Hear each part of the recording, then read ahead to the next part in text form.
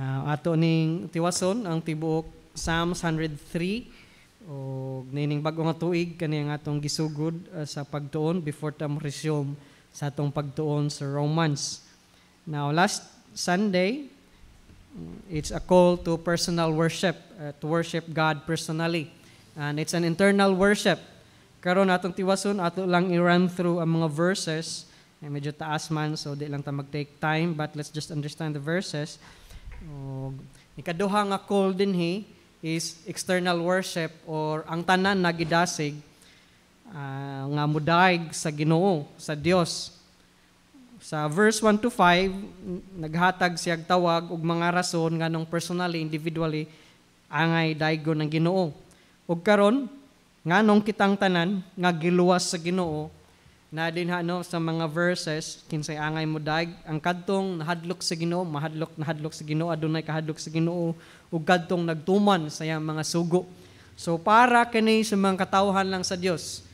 Ug naghatag siya mga rason karon nganong kita maghiusa. Dili lang individual, pwede ikaw ra magdrag sa Ginoo karon kita gitawag nga maghiusa kitang tanan. Ang verse 5 individually, internally ikaw sa imong kaugalingon, personally daygang Dios. Ug karon kita gitawag nga maghiusa kitang tanang mga katawhan sa Dios nga daygon siya ug naghanay siya mga rason. Verse 6 ato ning basahon lang mga verses, mga rason nganong maghiusa angay daygon nato as one as his people. The Lord executes righteousness and justice for all who are oppressed. Tanang oppressed, o dili lang na oppressed nga physical or economically, kundi labi nang spiritually, na-oppressed tungkol sa sala o sa consequence sa sala. Ang Ginoo, ang Dios, naghatag og justisya. Kasi giluwas ta, gipasaylo ta. Then, verse 7, He made known His ways to Moses, His acts to the children of Israel. Kining tanang mga hanay o plano sa Dios sa kaluwasan, una gihatag niya ngadto kang Moises sa first 5 books sa Old Testament, mao na ang Pentateuch. Gihatag din ngadto kang Moises sa Dios tanan niyang mga paagi sa pagluwas sa iyang mga katawhan. Then, kaning mga sinulat ni Moses, gihatag pod ngadto sa Israel. Now, He made known His ways to Moses. Nagpayla ang Dios og sa mga og sa paagi sa Dios, alang sa pag-redeem, alang sa pag-atiman sa iyang mga katawhan. Ug mao ning angay natong pasalamatan ang Dios kay iyang gipadayag, iyang gipahibaw ang iyang mga action. Now, these actions are for you.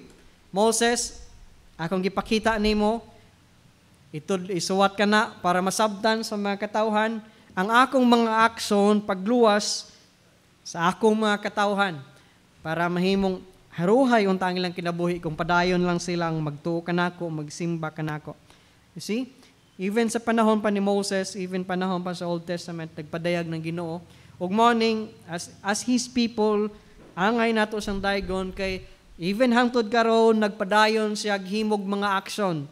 Gusahay di lang nato mabantayan ang mga ang lihok sa Dios, ang trabaho sa Dios, but He's always doing para sa atong kayuhan. O sa scriptures na puno diha og trabaho sa Dios, mga lihok sa Dios, mga gipangbuhat sa Dios para sa katawhan sa Dios. See? Mo nang angay nato siyang daygon, angay nato siyang simbahon pasidunggan. Yang gi-reveal dinha even panahon pa sa Old Testament ang iyang redeeming purpose. Ang iyang purpose nganong magtawag siya, nganong gitawag niya si Abraham, nganong naghimo siya nasod sa Israel, iyang gi-redeem diha sa iyang gipadayag diha sa Old Testament. Tungod kay ang iyang katuyuan nga ang Misaya unta umabot. Pinaagi man sa nasod sa Israel, moabot ang Misaya.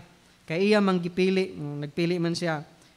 Mabot ang panahon nga naay seed of a woman maluwas sa tibok kalibutan Mo nang hinay-hinay una og trabaho ang Dios. Una nagpili siyang Abraham.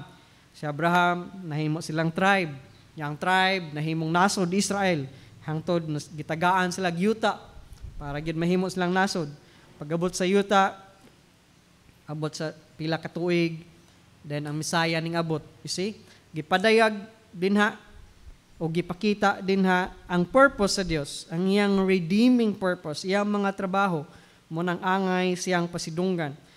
O dinha gi-reveal sa Dios ang iyang righteous nature. Diha gi-reveal ang iyang judgment. Nagsugod siya sa first 5 books sa Scripture. Sugod siya with Moses, first 5 books. Then, kini nga libro, hantod na human, gihatag ngadto sa mga Israelites. From the beginning, from Genesis, right through the whole Old Testament, atong sabtan ang redemptive purpose sa Dios. Even pagkaabot na sa mga prophets, usara ang ilang message, ang Messiah moabot. Ang Dios nagsaad og manluluwas. O pag-abot sa New Testament, ning abot na gyud ang Messiah. O dinha nagsangyaw siya, padayon pa siya tudlo mahitungod sa gingharian sa Dios. O pagbalik niya ngadto sa langit, nagpabilin siya og mga apostoles para padayon magsangyaw mahitungod sa Messiah, mahitungod sa gingharian sa Dios nga kining Kristo nga gilansang dito sa Cross Calvario mao ang Messiah. See? Tungod ni ana gipadayag sa Dios mo nang kitang tanan angay maghiusa tungod kay ang tanan posible og pwede na masayod sa mga gipangbuhat sa Dios sa iyang redeeming purpose. Kita diya sa Scripture. Now, verse 6, always working for total righteousness. The Lord executes. That's Lord, that's Jehovah, that's the Tetragrammaton. The Lord executes righteousness. Always righteousness. You see? Even ang iyang pagpalansang, ultimately kanang iyang pagparansang, it's a work righteousness, total righteousness para sa atoa. Iyang gipakita mo nang angay siyang pasidunggan. Ug tanan niyang mga trabaho matarong gyud. O para unta ikatarong sa tanang mga katawhan. He is always working in perfect righteous ways. Even ang iyang mga paghukom matarong usab. Tanan niyang trabaho always righteous and for righteousness. Executes righteousness, eh? Tanan niyang mga trabaho matarong. Even his judgment matarong. Nag-provide po siya pagkamatarong. He provides righteousness for those who are captive to sin, and yet his judgments are righteous. Kadtong mga makasasala, iyang gipangamatarong, yet kumusilot siya sa makasasala, matarong gihapon siya. Mao ni ang riddle sa Old Testament. Unsaon man ang Dios mag-provide sa iyang kaluoy o sa iyang righteousness ngadto sa makasasala and still remain just. Unsaon man niya nga matarungon ang makasasala nga magpabilin gihapon siyang just. Mao nay riddle sa Old Testament nga di masabtan. Og mao nay gipakita sa Dios iyang tubag pinagi ni Kristo. Tungod kay kung naay sala angay magyong silutan, unya maluluyon man siya nga iya magyong kasing-kasing akong ihatag ang akong pagkamatarong nga kanimo. So unsaon man na sa Ginoo sa Dios pagsulbad nga matagaan tas pagkamatarong di ta silutan nya ma-maintain kay mahimo man siyang unjust kung di niya i-deal ang sin. Muhatag lang siya sa pagkamatarong unya dili silutan ang sala. So, ang paagi sa Dios, gihatag niya sa Kristo. Ang iyang bugtong anak mo, iyang gisilutan. See, He dealt with sin through Christ. Si Kristo ang iyang gisilutan, iyang gidilang sin. So, ang tao nga mutuo ni Kristo, pwede na tagaan sa Dios sa iyang pagkamatarong. And He remains just. Nagpabilin ang iyang pagka-just. tungod kay ning silot naman siya sa atong sala, iyan ang gisilutan ang atong sala. Pero dili lang kita ang nag-anto sa silot. Kay naa na may ning angkon sa atong sa silot, si Kristo man. Kung ikaw, ning tuo na ni Kristo, dili nakasilutan, tagaan na kas pagkamatarong kay si Kristo na ang ning angkon sa imong silot. So He remains just. God remains just. Kaya iyan namang gisilutan ng sala. Pero kung ikaw, wala pa pong tuo ni Kristo, ikaw niya mahiagom sa silot. Tungod kay ang silot, silutan gyud. I mean, ang sala, silutan gyud. Naagyoy consequence ang sin. Naagyoy silot ang sala. Kay ang Dios just man, ang Dios righteous man. Ug mo nang angay ta magpasalamat nga siya nag-execute og righteousness sa pinaagi ni Ginoong sa Kristo. Si Christ ang iyang gisilutan para sa atong sala. So mo nang kita nga iyang mga katawhan angay maghiusa sa paghimaya og pagpasidungog kaniya. Diha pod gipadayag ang karakter sa Dios. Maluluyon, mapasayloon, mahigugmaon. Mao nang ang magdumili ni Kristo dili na gyud makakaplag og kaluoy sa Dios. Kay gipakita na sa Dios ang iyang kaluoy pinaagi ni Kristo. Kung dili pa ka mo mudawat ni Kristo, wala may laing paagi ang Dios. Ako nang gipakita ang akong kaluoy, ang akong grasya. Dawata si Kristo. May ka Ginoo. Sa ako lang pagbinutan kung magsalig. Na. So, mo nang angay ta magpasidungog sa Dios. Then verse 8, the Lord is merciful and gracious, slow to anger and abounding in mercy. See, sa Old Testament, maklaro ni nato ato ning makita, spread na siya diha sa Old Testament. Ginoo maluluyon, compassionate or merciful, gracious, dili daling masuko, dili pareha kanato. Then abunda gayod sa mercy, abunda sa kaluoy. Merciful pa, abounding pa in mercy. You see? Gibalik-balik gyud diha o gipaklaro gyud sa Dios. Puno gyud siya og kaluoy. Puno siya sa kaluoy. Munang ang tao unta mangayo sa kaluoy sa Dios, dili magmagahi ug dili ang pride dili ipatigbabaw. Kay ang Ginoo, ang Dios, abounding in mercy, very merciful, puno sa kaluoy. Pinaagi ni Kristo iyan ang gipakita. Iyang bugtong anak, glorious, mahimayaon, labaw sa tanan, gamhanan unta, pero nagpaubos. Just imagine that, no? Kana nga mensahe angay natong ibalik-balik og dili nato kalimtan. Ang tao dali ra makalimot. Now, verse 9, He will not always strive with us. Ug salamat sa Ginoo nga dili sa kanunay siya mga badlong kanato. Matag karon og unya angay unta tang badlongon, pero tungod kay puno siya kaluoy, dili matag karon unya ang iyang pagbadlong na ay kinutuban ra ang iyang pagbadlong. Nor will He keep His anger forever. Dili siya magtipig siyang kasuko sa walay katapusan. Masuko man siya sa iyang mga katawhan kung magpabadlong, pero dili man na forever. Again, this is para sa iyang mga katawhan.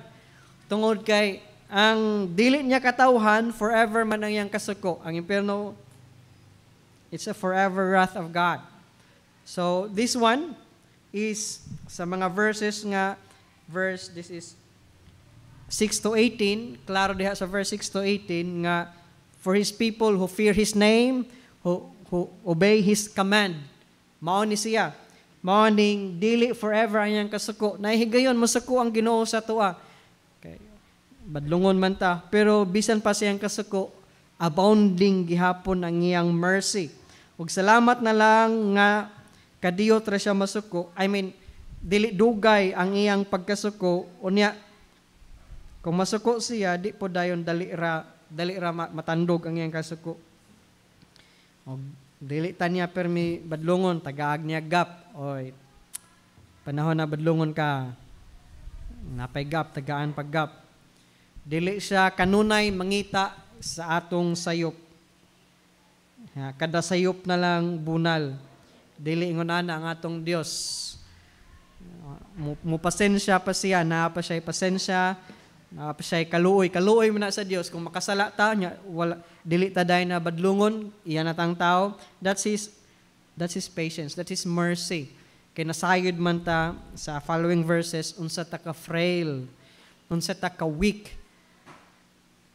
Now, pero kung moabot na pod sa punto nga sobra na, diha na pod, mubadlong na ang Ginoo sa iyang mga katawhan.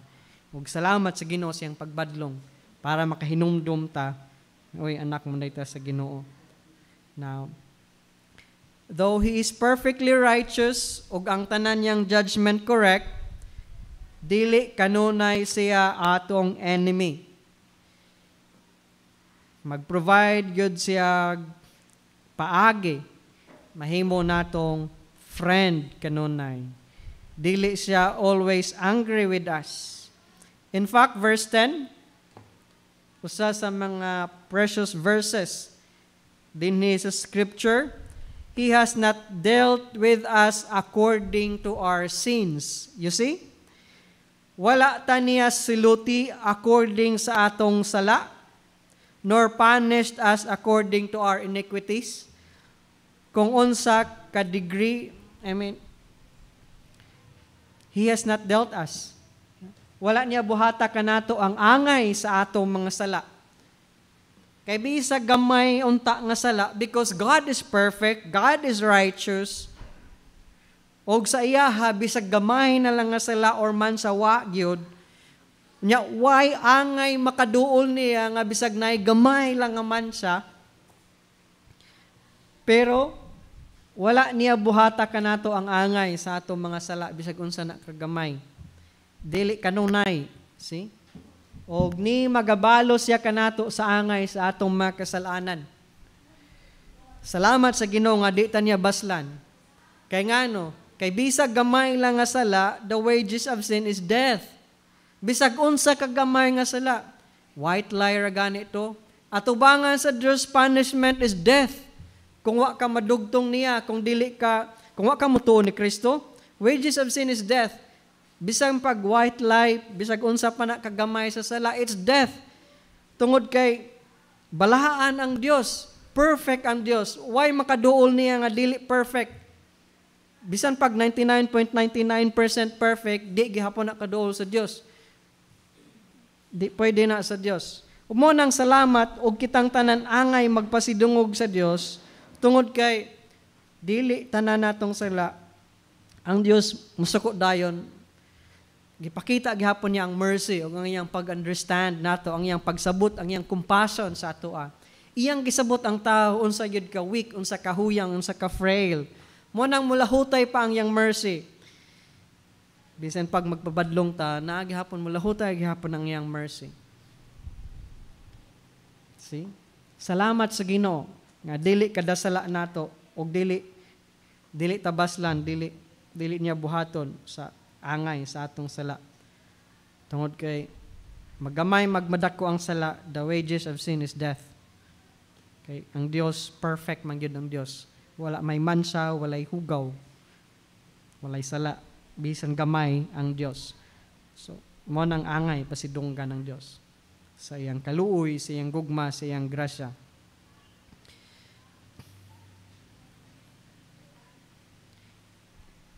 It's a plenty reason already to bless the Lord. He has not dealt with us according to our sins. If He did that, kita na untang tanan tuwa sa impierno. But wa na niya buhata. Even karon, bisan pa ang mga tao nga deliberate nag-live rebelliously against God, nag-show gihapon ng Dios og mercy. Even the people who speak against God, naghapoy mercy. Nga, dili diha dayon, pagkahuman nilag speak against God, patay dayon. Pero nahihigayon, ang Ginoo nga, diretso dahil disiplina. Nahinanang higayon. Pero sa gihapon, ang abounding mercy sa Ginoo, gihapon na niya bata, He put our sins and all our iniquities on Christ. And now, as Christians, nga nabilong na ta sa Ginoo, naghapon tayong mga sala. But even now, He doesn't deal with us according to our sins. Our sins are many, His judgments are few. Ang atong mga sala, bugat man, pero ang iyang disiplina, gaan lang. Weak man ta, pero wa ta niya gi-crush. Iya lang ta ang gisamaran, siya rapod ang mualim sa samad. See? Kung mo disiplina siya nato, siya ramang pod ang maghimog paagi, nga makalingkawas ta niya o makalahutay ta niya ng disiplina. Hilabihan ang grasya o kaluoy sa Dios. See, kita hangtod sa atong kamatayon, natay consistent nga sin, natay persistent nga sin. Pero ang iyang mercy, padayon gihapon. Nga bisan pa man ni ana, di na tamadto sa impyerno. Occasional lang ang iyang blow. Ang iyang forgiveness. Hilabihan kalapad ang iyang patience. Hilabihan kalawom. Ang iyang mercy, hilabihan kaabunda. Ang iyang gugma, ang iyang committed love. Nga, bisan pa man matagkaroon niya makasalata, tungod kay ang iyang gugma, committed love, covenantal love. Siya man ang nagsaad, higugmaon ta ka.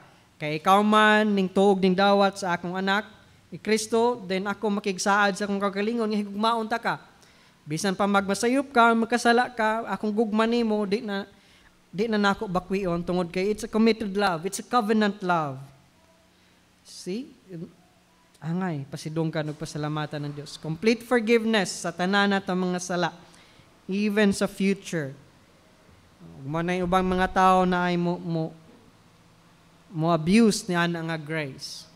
Pero ang tao nga nag-abuse sa grace, wa gyud kaila paglaom sa Dios, mga immature. Actually, kung saon na lang kung makaatubang makakita sa Dios, magkurog gyud ang mga tuhod sa siya ka-glorious.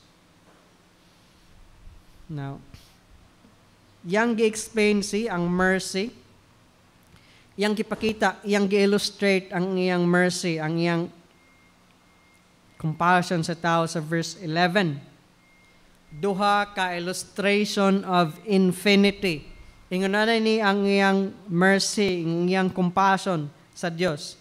Duha ka illustration of infinity. Verse 11. For as the heavens are high above and the earth, so great is His mercy toward those who fear Him. You see? Para asa ang mercy towards those who fear Him. Abounding mercy, merciful, gibalik-balik din sa verse 6 up to 18 ang yang mercy. His mercy is His grace. It's how gipakita niya ang yang gugma. Sa tanan nga nahadlok kaniya, nag-ila kaniya, nagbatunog kahadlok kaniya, great ang iyang mercy. Unsa man ka great? As high as the heaven above and the earth below. Unsa may gilahion is just a metaphor of infinity. Why kinutuban ng iyang mercy? See? Angay, pasidonggan natong Diyos kay grabe ang iyang kaluoy sa tanang mga tao nga nahadlok, nag-ila kaniya. As high as the heavens above. Asam ang langit, asam gingharian sa Diyos. See? Ang moon lang daan, ang sun, kalayo na ang galaxy, langit. Another illustration of infinity. Verse 12. As far as the east from the west. And it's not just east of the earth and west of the earth. Imagine the universe. Wala gani nakatugkad asang kinutuban sa universe. Pila ka light years, billions of light years away. Ang Diyos, see, ang author sa scripture is God, the Holy Spirit. O siya, naghatag og wisdom, nining nagsulat sa Psalms, nga, ingon ani, ang kalayon, so far has He removed our transgressions from us. Ingon ana, kalayon niya gi-remove. And that is His mercy. Gitangtang niya ang atong mga kasalanan. Iyang gipalayo ang atong mga kalapasan. Gipalayo sa atoa para kita madugtong niya, para kita maduol niya. Ang atong mga kalapasan gipalayo from the east to the west. That's another metaphor of infinity. Gitangtang niya tanan natong kalapasan para kita maduol ug madugtong niya. That shows His mercy, that shows His love and His grace. Nagtawag yun siya o nag-desire siya kanato nga makigrelasyon sa tao. Sadly, ang tao lang yun mo palayo sa Diyos. This is God, the Holy Spirit speaking. He's the author of the whole Scriptures. See? Siya hinagpadayag ngayon na ang iyang mercy. Gikuha niya ang atong kalapasan o gipalayo ni gikan sa silangan adtos kasadpan from the east to the west. Dili na gani niya hinumduman.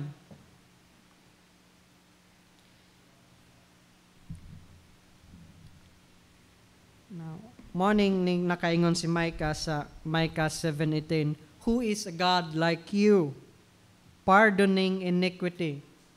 Micah 7:18. Who is a God like you, pardoning iniquity? Kay hilabihan ka man nga Dios, grabe ka nga Dios. Imong gipardon ang among mga kasalanan, kalapasan.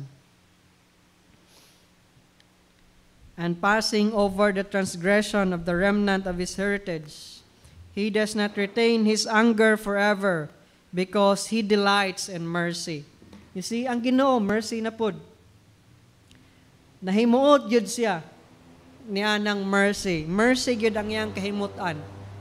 Yes, naman siya kasuko, pero mas mo prefer siya sa mercy.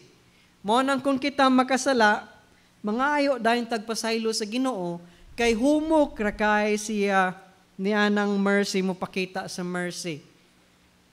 Dili ta maglangay, dili ta magdugay-dugay, dili ta magrebelde. Kay ang Ginoo dali ra kay lipayon. Di lang gyud abusahan sa tao.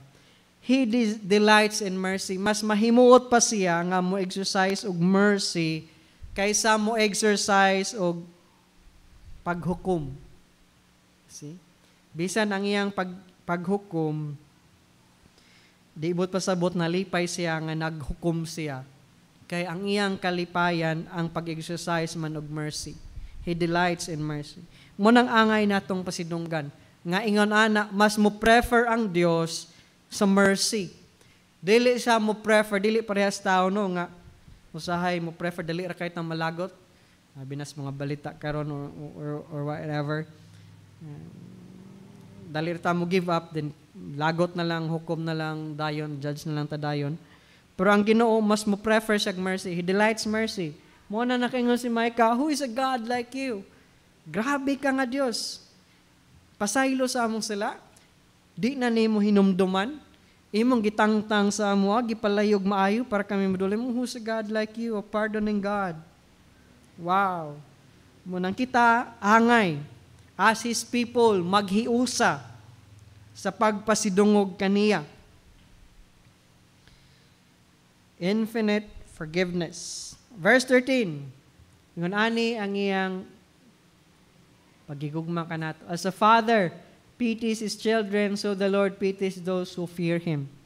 Sama sa kaamahan.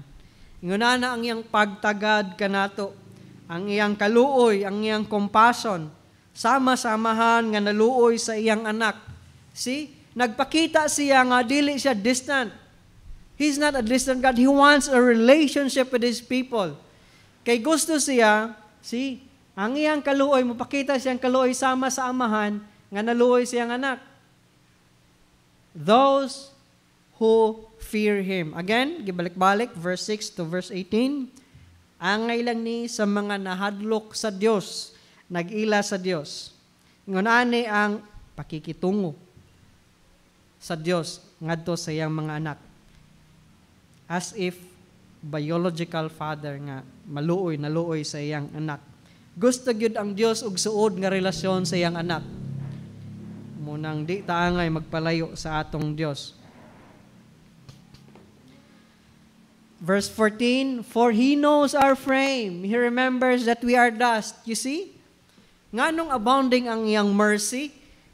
Nganong puno kaayo siya og mas mo prefer pa siya kaluoy kaysa masuko? Moabot man gid ang time masuko siya pero mas mo prefer gid siya nga maluoy na lang. Tungod kay nasayod man siya, naka-understand man siya nga huyang rata. Nasayod siya sa atong kahimtang gikan tas abog. Wa tay kusog sa atong kaugalingon. Unsa ta kahuyang dali ra matintal ug dali ra makahimog sila. Mao nang hilabihan ang iyang gugma nga kanato ug iyang kaluoy.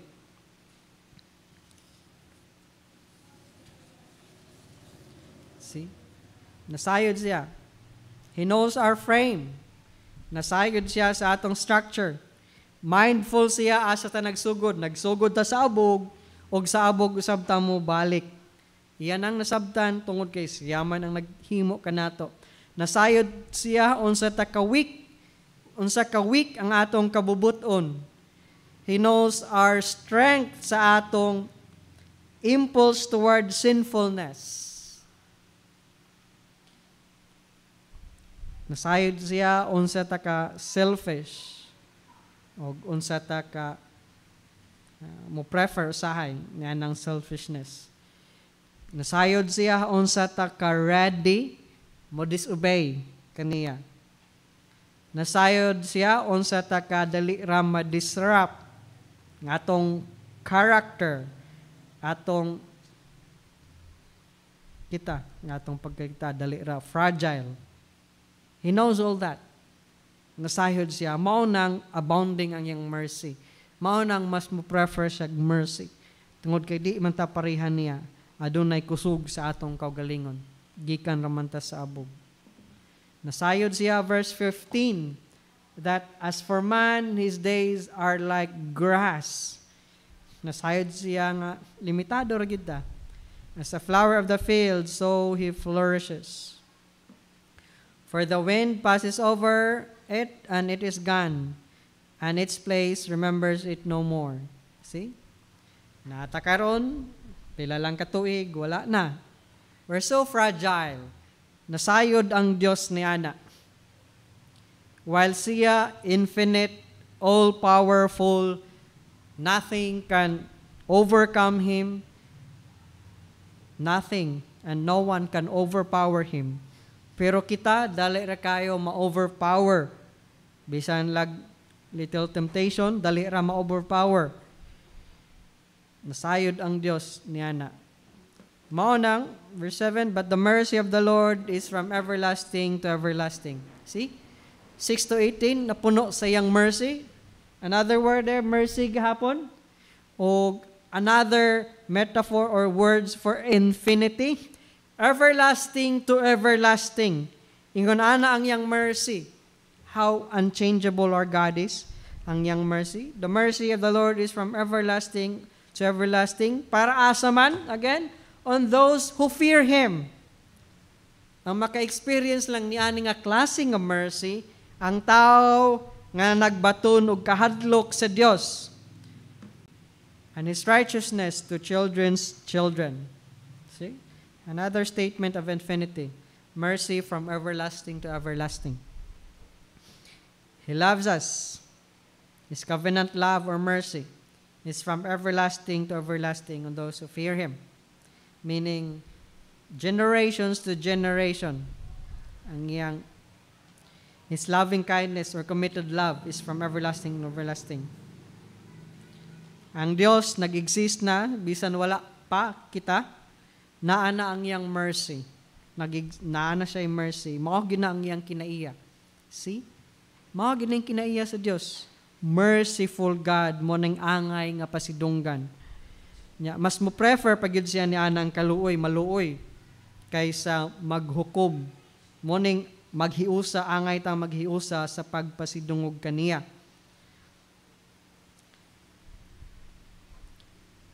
Mo ning gugma sa Ginoo. Emotional, parental, protective, it's vast, it's constant, infinite, everlasting. active.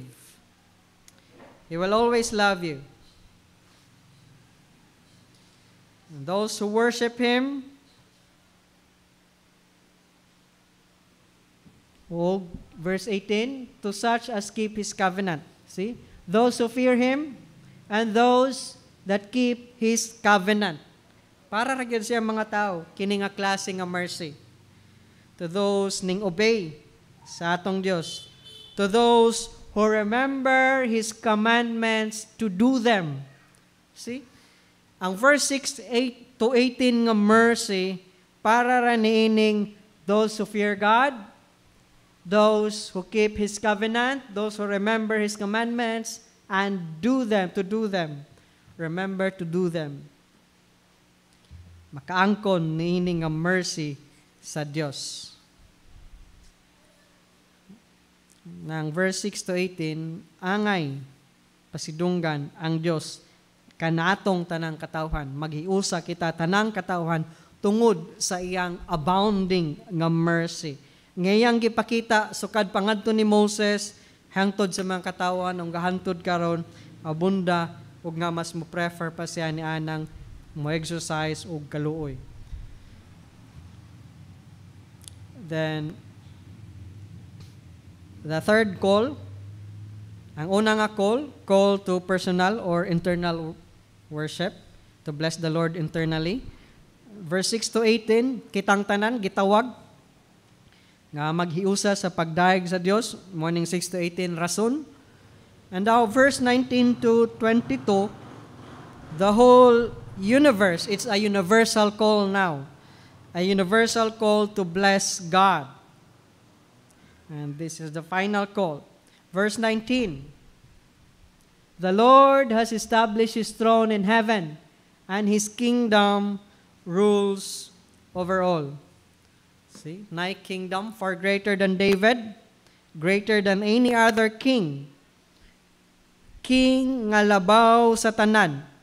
Ug tungod niya na maunang ang tanan mga butang angay mugpasidungog niini nga king. Kaya wa na may laing mas labaw pa kaniya. Kay as king siya adunay authority over all. As king siya ang pinakalabaw. Ug morning angay siya ilhon as labaw ug pasidunggan as labaw sa tanan nga ubos niya. See, he rules over all. His kingdom is in heaven. He rules sa tanan. So mo nang angay ang tanan magpasidungog kaniya. There is a king over all. Tungod kay na may king over all, nagingon na verse 20, bless the Lord, you His angels, who excel in strength, who do His word, heeding the voice of the word. See? Kamusad mga anghel, because He is king over all. Mga angels nga naa sa langit, bless the Lord. See? Mga angels, described there, they are strong, they are obedient, and they serve Him. Who excel in strength, they are strong. Who do His word, they obey God. They obey Him. They serve Him, heeding the voice of His word. Then verse 21, not just the angels. Beyond the angels, bless the Lord, all you His hosts, you ministers of His, who do His pleasure. O, sa may bot pasabot nining hosts. Bless the Lord, you His host, all you His host.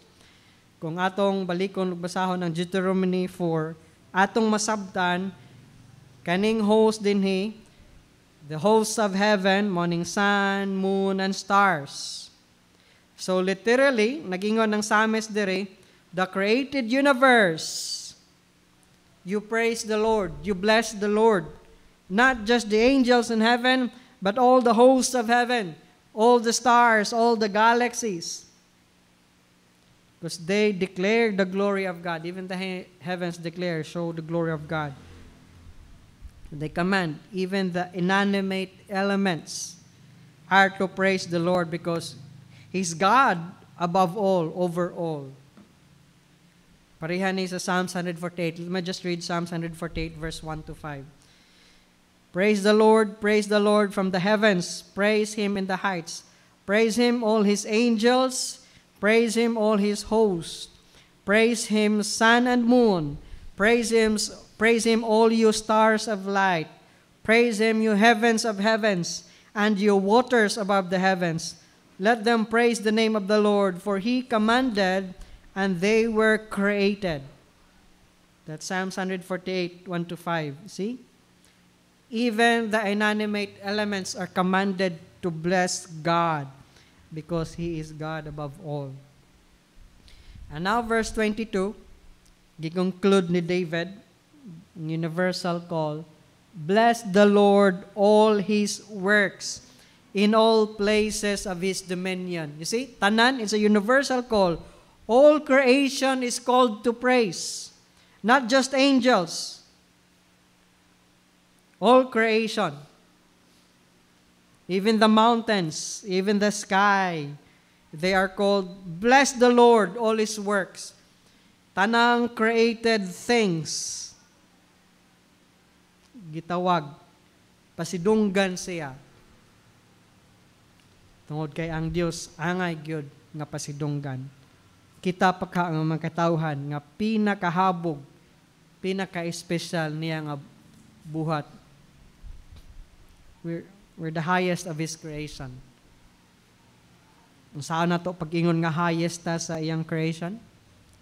He died for us. God is willing to give her Son for us. Die on the cross, suffer. See? We are the highest of His creation. That's why angay ang tanan magpasidungog kaniya. Here, the universal call. Then, ang psalmist ning return, din siya nagsugod.